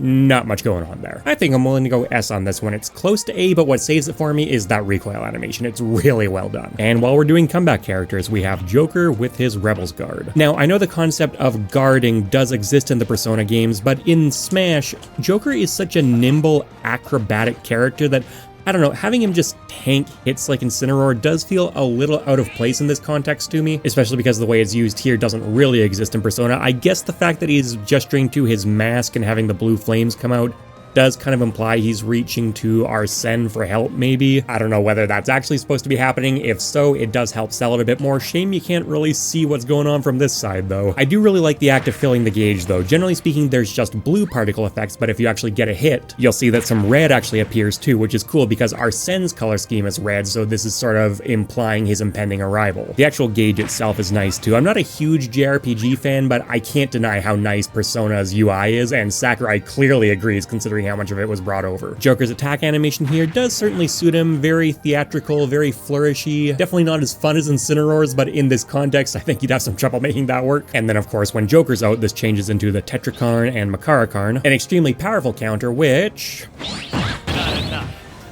does not feel powerful in any way. I like the actual guarding animation. It conveys the omnidirectional bubble approach well, and Arsene is not stepping in to directly assist, which he sometimes does, but it's still good moral support. The people who think Joker should have been a summoner character are probably not nearly as on board with that. Regardless of your thoughts there, though, I don't know why they went with such a weak flourish for Joker and such a high-pitched pingy sound. Joker is like the big reverb hit character thanks to Arsene. And you're telling me that his intentionally very overtuned counter that's only active when Arsene's out can't use it? Why? It's also a reflector, and I think it works much better there. In that instance, like with Palutena, I don't mind the less aggressive attacks as much, including from Arsene. Come on, man. It's cool that he actually directly steps in to protect Joker by putting the wing in front of him at the end. That's a nice touch, but is that all he can do? He can't punch a little harder? It's a B tier. It's got a lot of high highs, but there's just too much stuff about it I dislike. And then there's Ryu and Ken's focus attack, kind of pseudo counters that work in a similar fashion to the Rebels Guard. The big difference being that they can tank exactly one hit, and they crumple, and you can also send the attack out whenever you want. And of course, there's no Rebellion gauge to fill. This doesn't always crumple in the early stages, it's a weak hit instead. And I wish that was communicated a little bit better in the animation. There is a tiny flash when he switches over to the crumple state, but that could definitely be more prominent. At full gameplay speed and scale, it's so subtle that you essentially just kind of have to guess. The core of the animation, though, which is taken directly out of Street Fighter 4, I think works really well actually for either use case. There's a really strongly defined, sturdy, bracing windup into it, which works well, but the actual punch itself, he goes into a horse stance instead of stepping forward more, so it actually comes across as a little more reserved. And yeah, considering your options are a fairly weak punch or a punch that doesn't actually send your opponent anywhere, that makes sense. You can also dash cancel this like you can in Street Fighter. You can do it on the ground, you can do it in the air, and I really like the aerial adaptation they made for Smash. I still definitely prefer the footwork of the grounded version. It looks great, and I just consider Ryu to be a somewhat grounded, serious, practical character to suit the Shoto archetype and his personality, even though, of course, yes, in Street Fighter, he's obviously doing ridiculously over-the-top things like everyone else, but he's still the more grounded character in that world. So seeing him just fly through the air like this does lose some of that appeal, but it's a strong adaptation anyways. I just still am always going to prefer the more straightforward push-off. That footwork is done really well. I'm also a huge sucker for that cel-shaded, more like ink or paint particle effect they overlay on top of him, which once again comes from Street Fighter. I've always loved that aesthetic. I use a fair amount of it myself. And another thing I love, Street Fighter sound effects. A lot of this applies to Ken as well, duh, right? But the thing is, he does a kick instead of Ryu's punch, and I think that one is substantially messier. If I slow things way down, he does end up doing about the kick I thought he would be, but I had to guess a little bit at full speed, especially because it's hidden behind that fantastic particle work that doesn't get in the way of Ryu whatsoever. This is also a huge spinning kick, so I'm not really buying into the low knockback slash crumple thing nearly so much. this one seems more like it should send someone flying. The animator's hands were kind of tied here because, again, that was pulled from Street Fighter 4 because Ken is a semi-clone of Ryu, which makes sense, but at the same time, we are 2 games past that at this point, and even at the time of Ken's release, we were still at Street Fighter 5 where focus attacks are no longer a thing. They didn't need to do this. So Ryu is getting S tier. I absolutely love that one, but Ken is going down in C. There aren't many times where I give him a huge thrashing for the clone thing, because come on, if someone has permission to do that, it's definitely him, but even with that allowance, he's still handled way better than most clones are in Smash. That said, this is definitely one move where I'd advocate for a bigger change, which just leaves the Miis. We're almost out of the swamp here. Mii Brawler has a command grab counter. This counter stance actually fits the character really well. If I'm not mistaken, it's just a slightly exaggerated version of a mid block from Karate, and the character has a very strong Karate influence overall, so I'm pretty sure that is what they're going for. This counter is infamously terrible, but if you land it, it feels fun to use. The metallic sound effect is a little strange. On the default Mii Brawler, he's wearing what I think are metal forearm guards, so it fits perfectly fine. Some of those alts might not fit nearly so well, though. And he definitely commits to the throw. Ooh, that has some heft to it. He goes all the way around, that foot comes completely off the ground and stomps back down really forcefully. That is a nice throw animation. Mii Sword Fighters hits in a very different way that actually works for me too. This is strangely one of his few adaptations that comes from Marth. More like way more about that over on MockRock, and I like what they've done with it. It's got a bit of that circular, graceful, flowing feel to it, but he's very much doing his own thing. Now, the counter stance is maybe a bit too much of his own thing. He's putting the sword in reverse grip behind his back. Is he supposed to be blocking back there? If it flowed a little bit better into the actual attack animation, I might buy it more, but they seem not particularly connected either, so that's a weird call. That said, the attack animation I like. The actual parry stance that he has to snap to very abruptly does work, and then the swing itself I like. It does feel a bit controlled compared to the Fire Emblem characters, but I think it's justified because A, it feels a little more like saber-ish or, you know, traditional fencing, and B, this can actually sometimes be a combo tool. The metal sounds a little more universally acceptable here. That one works perfectly fine on the ground or in the air. I'm realizing I forgot to check Mii Brawlers. I'm guessing it's probably gonna look a little goofier. Yeah, that's unfortunate. For balance reasons, I guess it makes sense that this can't spike an opponent, but oh, it looks like it should. It really looks like it should. All right, nothing more to do with the Miis, right? There's so much more to do with the Miis. So wrapping up Mii Brawler, first off, we have the head-on assault, a move that is very funny. I love the concept behind it. The physics in the air work decently well. You can see the almost breakdance style he's doing, and you can appreciate his dismount there. Despite anything else I can possibly say about this move, I do absolutely love that landing. The physics when you launch off the ground, though, feel absolutely terrible. What is this? There's no actual push off the floor. His feet just kind of fly out from under him while the center of mass moves in such a weird way. And despite the fact that he's technically kind of doing a double-footed kick up, this has the Bowser problem again, where it's not particularly obvious that there's a scooping hitbox here. Like, you can kind of say, okay, the character flying into the air is obviously going to scoop you up, but is it obvious? Really? They could very easily just have one of those legs go up higher and do like a high kick into the air that turns into a flip. That would actually work great. You're just supposed to believe opponents are being scooped up by his shins? It's weird. It doesn't even feel all that good to land on the ground. The initial lifting sound has a frequency shifter or a phaser or something on it that I don't think sounds appropriate for the context, and also really muddles that initial like scooping hit.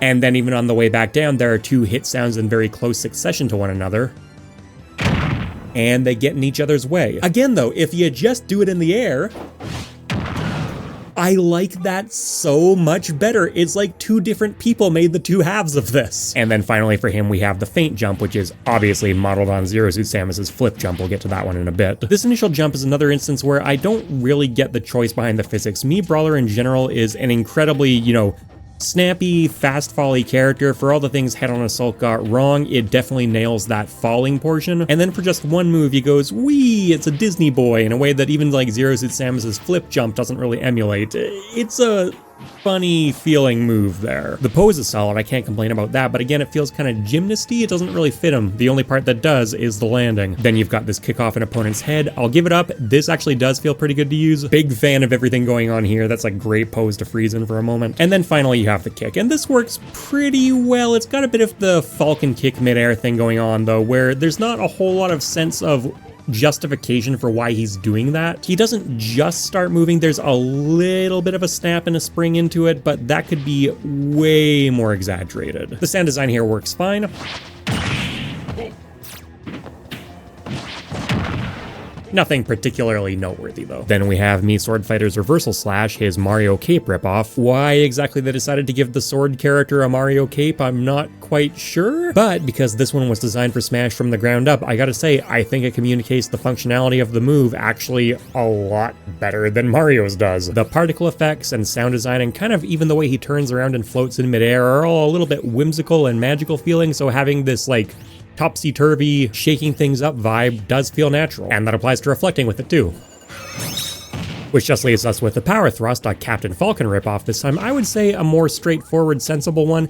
It is still a bit of a funny thing to give to a sword character, but you know, mid-range combat is their forte, so a mid-range burst option, I can see the logic. It's solid work on the physics. He kicks off pretty convincingly, and I like that it looks like he's almost thrusting that sword forward so hard that its momentum carries him along with it. Nice recovery animation. I wish as he was skidding to a halt there was a bit more follow-through before he started pulling back, but this doesn't have the same range or power as the Falcon kick does, so having it look a bit more reserved and in control does fit, I'm gonna say. I can't say I love it into the air. It's got that abrupt startup thing going on again. I think he's supposed to be doing that almost throwing his sword and just happening to still hold on to it thing again, but it's not done incredibly convincingly. The little toss he does as he brings his sword out of the ground is very nice though. Some animator out there is proud of that one. It's got the same problem as a lot of Mii's where the particle effects aren't anything particularly standout, and you know, the entire thing's very generic because of course you have to accommodate a huge array of characters. It gets the job done. Moving on to Mii Gunner, we have her Echo Reflector, clearly a take on the Shine. You can offset those hexagons as much as you want, you ain't fooling me. I do like how overall it gives her kind of a square silhouette though. You notice the fall off more prominently up close. If you do it like this as intended though, it just kind of comes across as a square, which is a nice differentiating factor while still incorporating the original. The logic behind her planting her gun into the ground to generate a force field around herself, I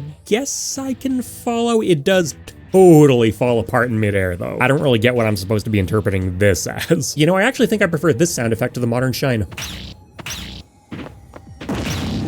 Has a bit more personality to it. And of course you can reflect with it. And once again, that actually has some cool style to it. Look at this, she gets kind of a glitchy cyberspace thing happening. I've never really given this move much attention. Her player base doesn't tend to use it, and that's spread dangerously thin as is. I really like it. Heading into the bomb drop, which I think is supposed to be a take on the Morph Ball bomb. Not a super fancy firing animation on this one. The pose is kind of unique. Nice that she's keeping her offhand free, and it's a strong silhouette, solid bouncy physics, and it's decently fun to use. I love this sort of fire in the hole sound at the beginning here. It does what it has to, and coming back to that silhouette, there's no sound cue until the projectile's actually coming out, but this is distinctive enough that you can tell when she's about to fire, so functionally it's good. And then we have the Absorbing Vortex, clearly a take on Ness and Lucas's PSI Magnet. I like the particle effects, I don't like them nearly as much as Ness or Lucas get, and I'm also not a fan of how off-centered that cannon is. I don't really get the feeling of it emanating from the cannon like they're probably aiming for. If they just had her move it towards the center of her body, it would come across way more clear, which is a shame because I like this silhouette. It's a strong pose again in the air and on the ground, but either have her fully commit to using the cannon or just don't do all that much with it whatsoever. Either approach I'd be fine with. I think leaning into using it properly would definitely be the play though, because it's kind of a thing with her design where the cannon itself is used for essentially everything, which you can't blame them for. It's by far the standout feature of the character, so yeah, put it to proper use. It's got the same pulsing thing going on that Ness and Lucas get. It works. When we hit someone with it though,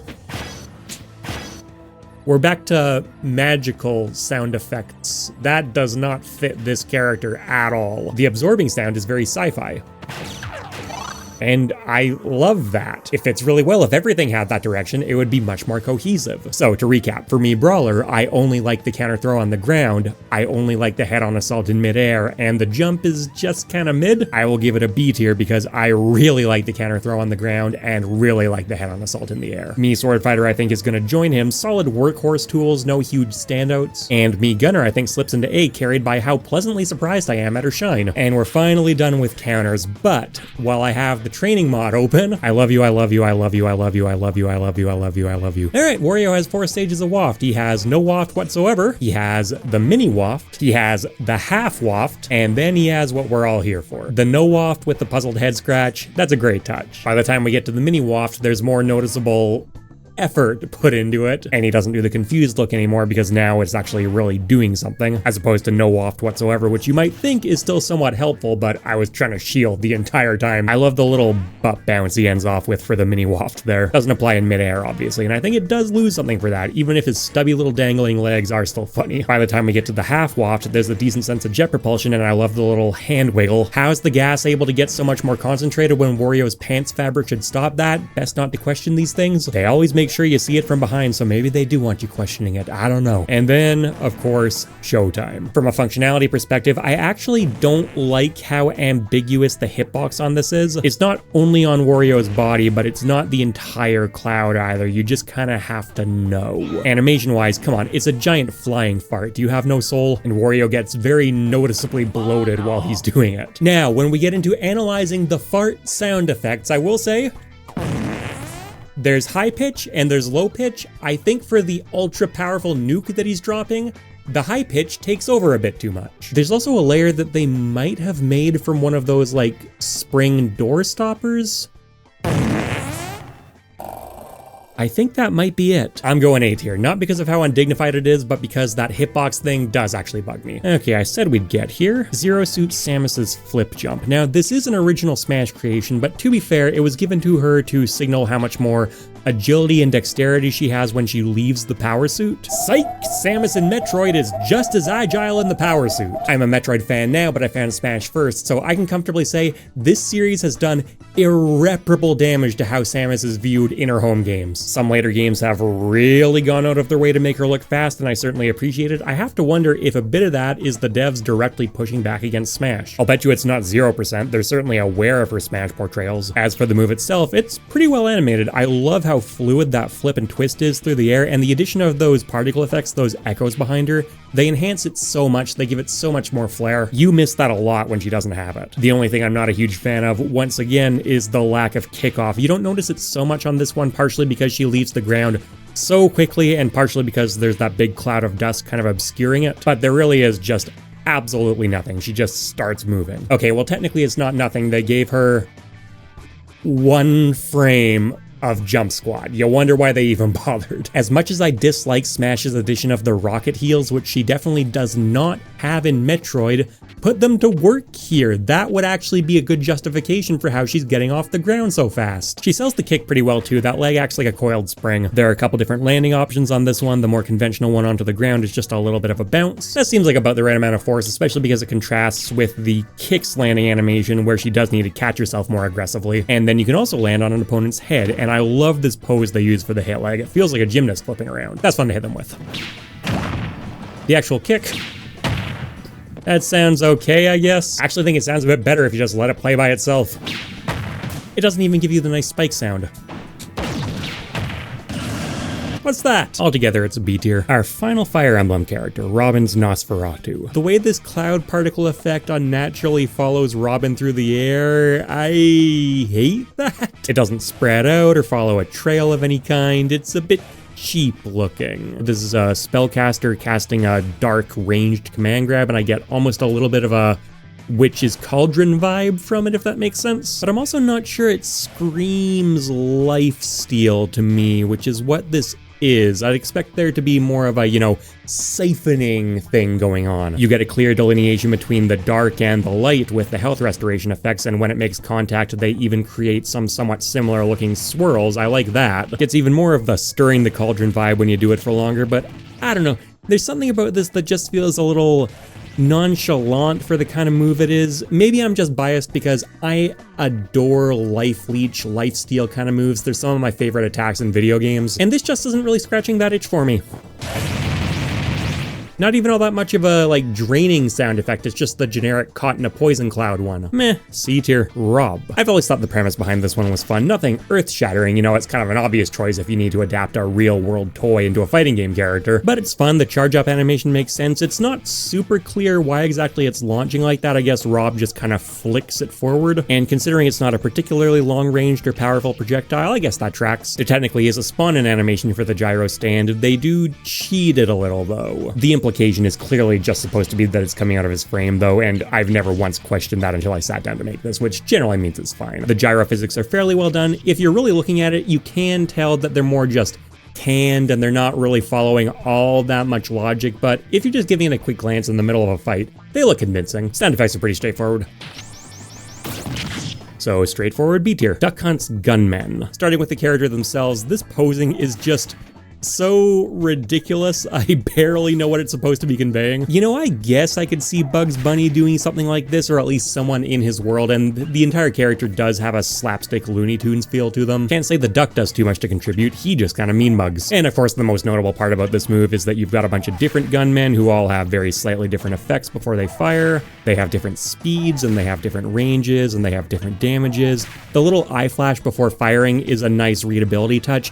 In the middle of a hectic fight, I'm not sure you're gonna notice it all the time, but you know, sometimes it will save somebody. The entire premise behind the move is honestly a little strange, plucking these sprites out directly in their 8-bit forms. We see stuff like that with other Retro Celebration characters. With Duck Hunt, it's a little bit inconsistently applied. Like, this is a more straightforward interpretation. Side Special begins looking more like a modernized version, but then when you break it up, it becomes pixelated. And then this is just straight up pixelated, whereas the targeting reticule and the explosives that are all over the place are modern vector designs. It's still fun and this approach doesn't really bother me, but I wouldn't really blame someone if it did. Maybe they're a big Duck Hunt fan and they want to see these characters brought to life with 3D models. I don't think they've ever had that opportunity before. It works for me. A tier. Banjo-Kazooie. I love Banjo and Kazooie's animations. This one has a lot of charm, like basically all of them.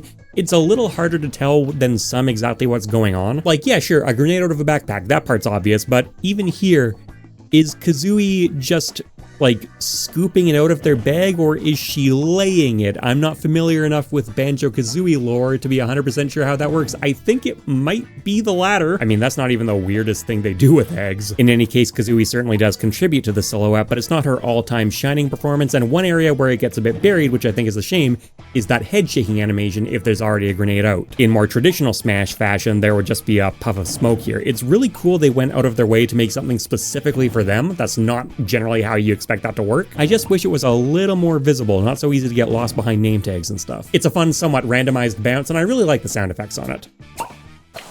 I'm gonna say S tier. It's not an insanely complicated concept or anything, but so much good work went into it. Pit and Dark Pit. These are the Guardian Orbitars, and they do a few different things. They protect you from attacks. They push people. You can get some fun edge guards with that. And they reflect projectiles. Pretty appropriate for a couple shields, or I guess 4 shields? Yeah, I didn't actually notice this right away. There's an inner set there that's projecting the outer ones. That inner one is actually the Orbitars. Good clean stance. It portrays the focus of the move well. I love this twist out of it too. Gives it just a bit more personality, and it's very smoothly done without being overly showy or flashy. Now, them just recycling that for the shattering animation is a little underwhelming. It doesn't make a ton of logical sense why he'd be spinning out of that. There should be some kind of recoil, but I understand functionality-wise why it is that way. Something like the recoil on Sephiroth's Scintilla is certainly more memorable, but that's also kind of the point. Unlike with that move, the Guardian Orbitars are expected to break regularly. That's part of their purpose. In fact, you can often hit people for trying to hit you. And then Dark Pit has the exact same thing, and even though I'm a Dark Pit main, and even though this move is the character's saving grace just like it is for Pit, I still really wish it was something else. But you know what? Out of all the clone stuff, this is certainly one of the more justifiable ones. Dark Pit is directly sourced from Pit, so anything Pit can do, he can do. They don't tend to wield the exact same weapons most of the time, but they certainly could.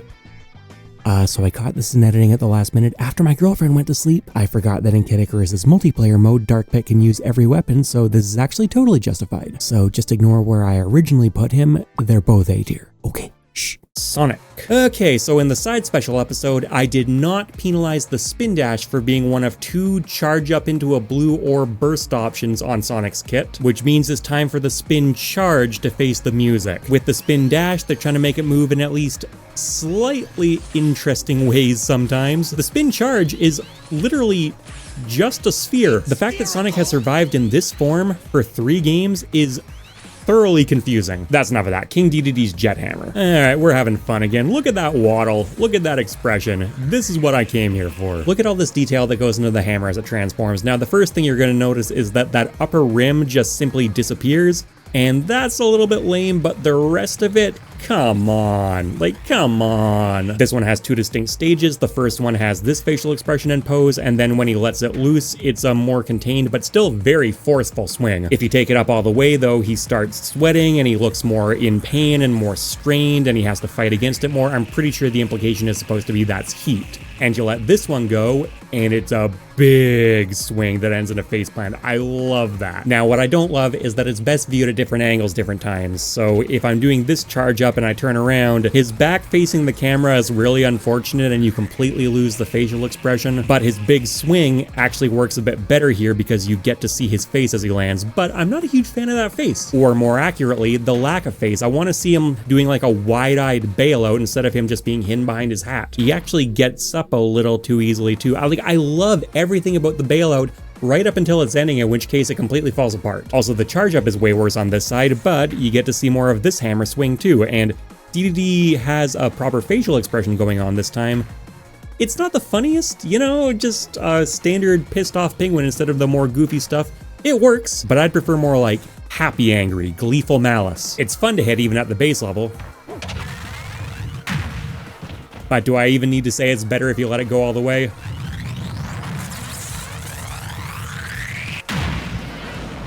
It's an A tier. I'd love to give it S, but not with that bailout. Winding down the Kirby gang with Meta Knight. The Dimensional Cape is obviously a move that they want to look much cooler than Kirby or King Dedede's down special, and it does when you do it like this without the attacking portion. In that case, what you're left with is maybe the smoothest, sleekest feeling teleportation any character has. The flow on this thing is just next level, especially if you auto-cancel it. It feels so good to use. Nice spin in, nice spin out. I love the way the cape flares up behind him. That works really well as a landing animation too, and this one can actually send him into freefall too, in which case it's fairly standard freefall. The exact same thing you'd get with his shuttle loop, say. Now, where things start going downhill for me is when you throw the attacking portion into the mix. If you hit with it perfectly, it still does feel very good. Like, I have no real complaints with that one. But if you don't hit it, that sword swing looks really pathetic. They keep the sword from getting totally lost behind his cape, but it still loses a lot of that actual swinging motion behind it.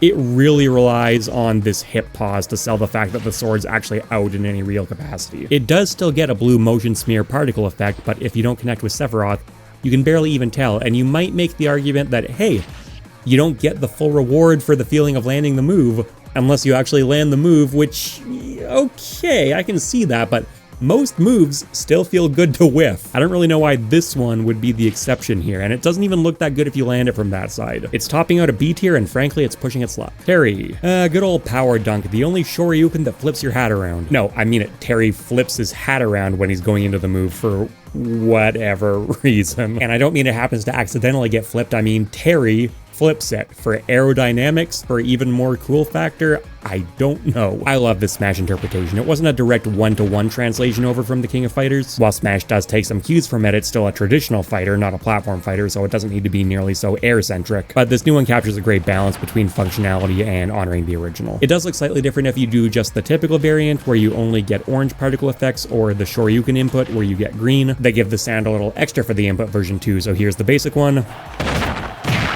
And the input. But they both sound fantastic, more imported fighting game sound effects. And keep in mind, I'm just talking about the sound effects here. When you add in that classic, I get why they got a native English speaker later on, but I'm gonna miss it. S tier. Piranha Plant. This is called the Long Stem Strike, and yeah, that tracks. Now I gotta say, while I love the concept behind this one, the technical details honestly could use some more attention. For one thing, the pod is armored, and that's really not obvious at all. It could definitely use a bit of a flash or a glow or something like that. Piranha Plant tucks into its pod a lot, and it does a lot of pop-based attacks, and generally speaking, you're fine to hit it. And the other thing is there's not really all that much of a launch out animation. It just kind of goes, which when it's this ridiculously long is not too bad. You can generally interpret a sense of power from it anyways, but I'm picturing a world where its head gets a bit more rubbery and maybe there's a little bit of recoil in the pot. It could definitely feel even better to use. That said, it feels good to use. It actually sounds more like a chomp when you don't land it. This sounds good, but I wish there was a more distinctive, like, bite sound effect. That's actually a complaint I have with a lot of its moves.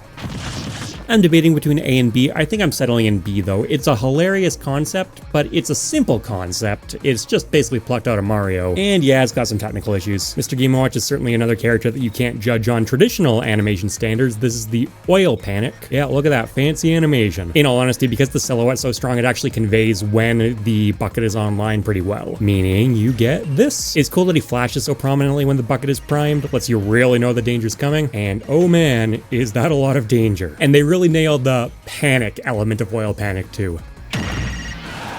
There's absolutely no way for that LCD sprite to convey how much that hurts. It's doing its best though. Now, when the bucket is only partially charged, you can see how full it is here when he's actually got it out. That's a lot better than nothing, but this is another case where they could really put something on the UI to help with that, because there's nothing in just the moment-to-moment gameplay indicating he's got something in there. I guess A tier overall. I'm rarely sure what to do about him. Inkling. We've got the Splat Bomb here, which can be thrown on varying angles, close and far, and I like that they've adapted the animation to include that. Here's a close one, and it's an underhand toss, and then here's a slightly more charged one, and we switch to an overhand, and they picked a priming position that works really well for either of those. Instant toss, compared to full charge, is not too much of a motion difference, which is what you want. I love the funky toss sound effect too.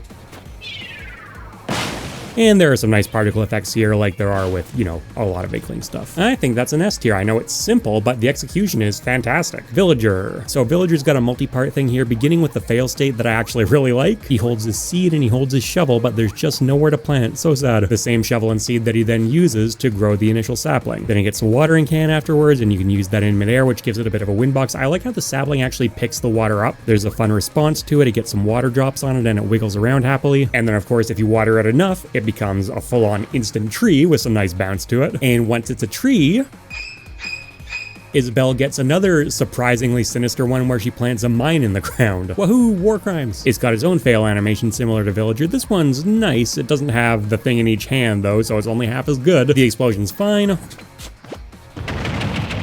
Would be cool if she had an ear covering animation like with Snake though. Shout out to the Glyroid tech too. Woo! That's gonna be an A tier. And then, oh yeah, I've seen you down there skulking away. So this is Hero's Command Menu, a set of 21 randomly offered spells with variations to some of them, where you get to watch me absolutely torture myself by tracking down every single one. Psych! Oh, what's that? That wouldn't be a folder full of videos of all the spells, would it? Yeah, I did my suffering off camera. You ain't getting shit. Accelerattle. It's an aura spell like a bunch we've looked at today, and it's pretty hard to miss when it's active or not, even if it can potentially blend into the background like the others. We've got Bang, a very straightforward projectile. This one fits the angry face very well. We've got Bounce, another aura spell, maybe the best overall aura spell. On top of just being very well animated, it's also extremely obvious when it's active. You might make the case that it breaks the silhouette up a bit too much, but in practice I don't find it too bad. If it's gonna do something as nasty as passively reflect everything your opponent tosses at you, you want to make sure they know that's gonna happen. Flame Slash, it's ridiculously over the top, just how it should be. Hatchet Man, it's insanely over the top, just how it should be. This one definitely earns that blue screen. No restraint, no regrets. If he misses, he's bailing hard. I'm actually not a huge fan of the critical hit sound. I feel like that should be reserved just for critical hits. We've got Heal, nice and gentle, and has a far more relaxed activation animation, as compared to Oomph, where he lifts his entire weapon arm into the air instead, so it obviously looks way more aggressive, or Psych Up, where he just straight up goes Super Saiyan. Heal is like a, hey, help me out, God, kind of deal. Oh look, another Psych Up. Nope.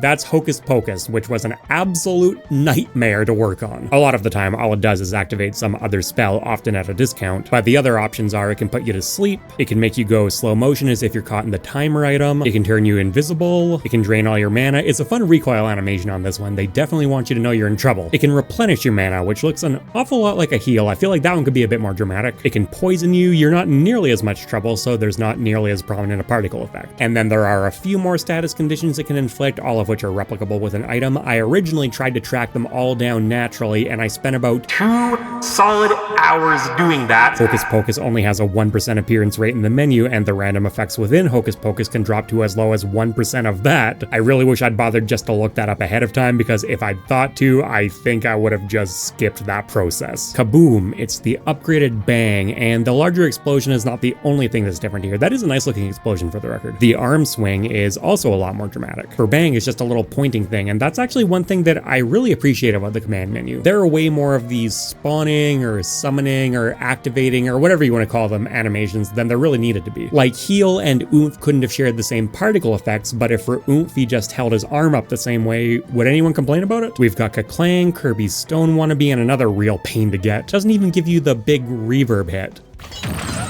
Crackle Slash, good for the same reasons that Flame Slash is good. Kamikaze, this one is as dramatic as it should be. I love how there's a slowdown to all the action before the big self-destruct, and I think it's using some of the same shaders that Pikachu and Pichu are when they're hit by their own thunders, maybe. Speaking of dramatic though, we have Magic Burst, and if you're gonna drain your entire meter into one massive attack, so good and tasty. We have the Metal Slash, which does absolutely nothing and looks pathetic.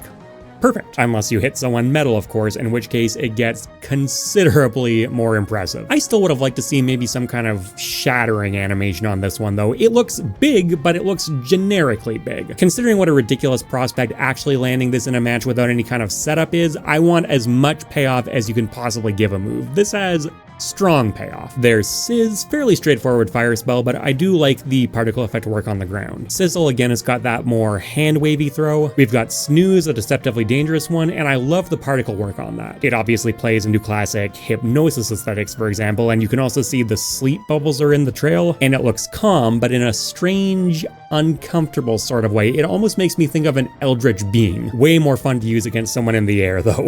Nothing else in the game does that. There's Thwack, which is usually a very intimidating 3%, except when, of course, you just die. This is one of my favorites. I love the particle work, and I also love that sound design. It sounds like the Grim Reaper coming to get you. Honestly, it makes for a better lifesteal sound than Robin got with Nosferatu, and it doesn't even steal life. Now, Whack is the same premise, but it just doesn't hit the same for me. I feel like the most sensible outcome for both of them would be to share the same more muted sound effect normally, except then if they get the kill, you have that Reaper scream. And then finally we have Zoom, the cheater move. Why does he flap his arms like a bird? I do not believe this in any way helps with aerodynamics. I think he simply wants to do it. And you know what? Very understandable. Okay, well that's all of them. Now what do we do with you? Well, when I did my worst of every Smash animation video a while back on MockRock, I said Hero actually had the worst down special animation in the game. And that's for one very simple reason. His actual menu is the only move in the entire game that can't be interacted with properly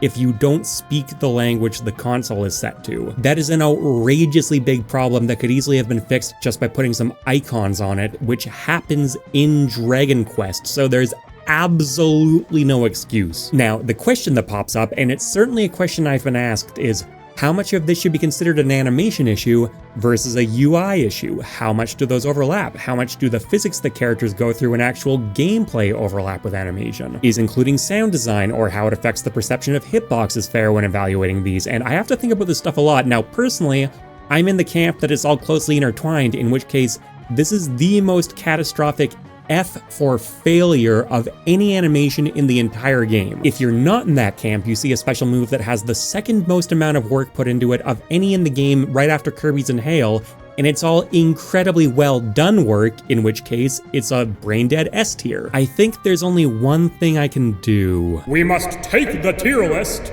and split it in half. Can't say I've ever had to do this before, but it's time. Hero is S tier and Hero is F tier. Except, you know what? I'm giving just a little more than 50% to F tier. I stand by my original video. That menu sucks. And there you have it, the Down Special animation tier list. Thanks for watching, everyone. Been a while. There was some interesting stuff on this one. Let me know what you thought. Likes and comments can really help YouTube videos grow, so if you think this deserves it, much appreciated. You can check out another video above, a video on MockRock below, and patrons, members, and subs get perks like early videos and Discord access. Later, people.